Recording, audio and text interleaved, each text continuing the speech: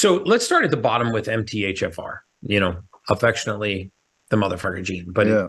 is the methylene tetrahydrofolate reductase gene. So essentially, this gene is converting folic acid into the usable form called methylfolate. This is the most common gene mutation in the world. This is one of the leading causes of postpartum depression in pregnant females. It is one of the leading causes of ADD, ADHD, and OCD.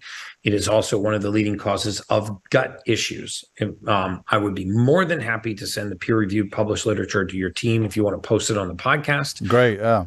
Please. Yeah, Google MTHFR and put the condition that you have, and you're going to see hordes of clinical research that support what I'm about to tell you. But I'm happy to provide the research. So when we deprive the body of methylfolate, which is essentially what this gene is helping to convert, and this is one of the main methylation nutrients in the human body. We use it to produce serotonin. We use this to adjust the motility of the gut. So people that have this gene mutation, especially when it is red from both parents, are highly prone to anxiousness and anxiety. They are highly prone to mild gut issues, gas, bloating, diarrhea, constipation, irritability, and cramping, which is not related to what they're eating. And because it is early in the methylation chain, it actually supplies these nutrients up the entire chain. So you get symptoms of other genetic mutations that you do not have. So one of the symptoms that you're very prone to is an active mind at night. Yeah. Tell me about it. Yeah. So, these excess catecholamines, fight or flight neurotransmitters, as they rise in the brain, we normally break these catecholamines down, which is the gene mutation you have at the top. Catechol O-methyltransferase, a fancy way of saying the gene that helps to degrade neurotransmitters responsible for thought. So what happens is, as your environment quiets, Dorian, your mind wakes up. So you can go to bed tired, body tired, and then when you lay down at night, your mind wakes up and it starts just playing through the day.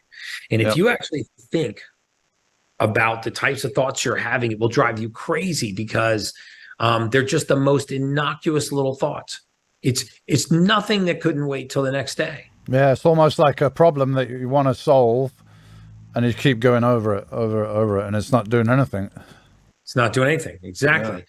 And so lots of people have this gene mutation and it is just nibbling away at their sleep. And they accept it as a consequence of aging or their environment or stress or their family or their career. And it's not a consequence of any of those things. It is a consequence of missing raw material. So if you get this test done and you see that you have that gene mutation, you can actually see exactly what I would supplement you with, which is right below that: zinc, magnesium, something called trimethylglycine.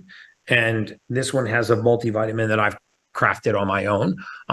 But there are other phenomenal methylated vitamins out there. Pure Encapsulations has some. Thorne has some. I like to think that mine's the best because I took 2.5 years to formulate. Try TMG. I've never tried, but instinctively I take magnesium. I take the transdermal one as well that goes through the skin. You put it in the bath, and I take couple of times a week. I take that. I find it very relaxing. I mean, I can tell like immediately I've relaxed. Excellent at night. People that have trouble sleeping, usually liquid magnesium or transdermal magnesium is absolutely the answer. And what's happening that's actually causing your mind to be awake? We have an excess of a category of neurotransmitters called catecholamines in your brain. These are similar to fight or flight neurotransmitters, and when they rise, they just stimulate the mind. And I don't mean you're awake like you don't want to jump out of bed and play tennis. I mean that your mind is awake, but your body is tired. Yeah. And people with that gene mutation will get up to go to the bathroom at night, or something will wake them up at night. They have a very hard time going back to sleep. So it's actually not the sleep duration that's affected. It's the sleep quality that is affected. People that have the same combination of your genetic mutation are also prone to ADD and ADHD, which, by the way, are not attention deficits at all. They are attention overload disorders. There are too many windows open at the same time. Yeah.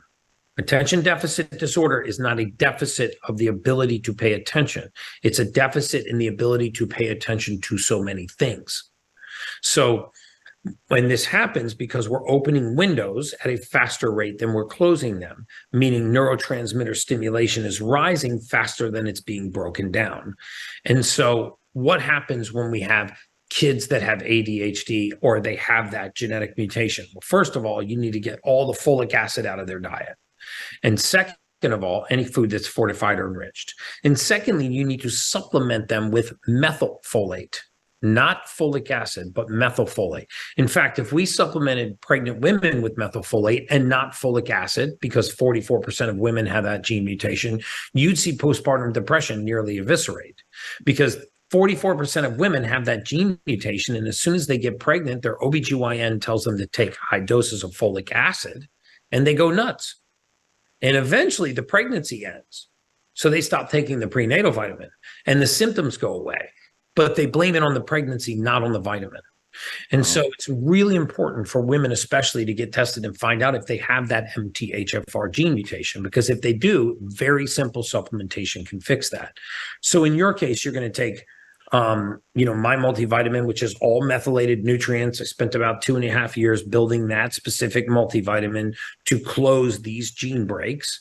And that's not expensive. I don't know what it is, 30, $40 a month, but, or another brand of methylated vitamins, meaning not the junk cyanocobalamin, the folic acids, but using the methylated forms, the methylcobalamins, the methylfolate, the magnesium 3 and 8 or the magnesium glycinate that's very readily absorbed and can actually help down regulate those. How much magnesium would you recommend daily?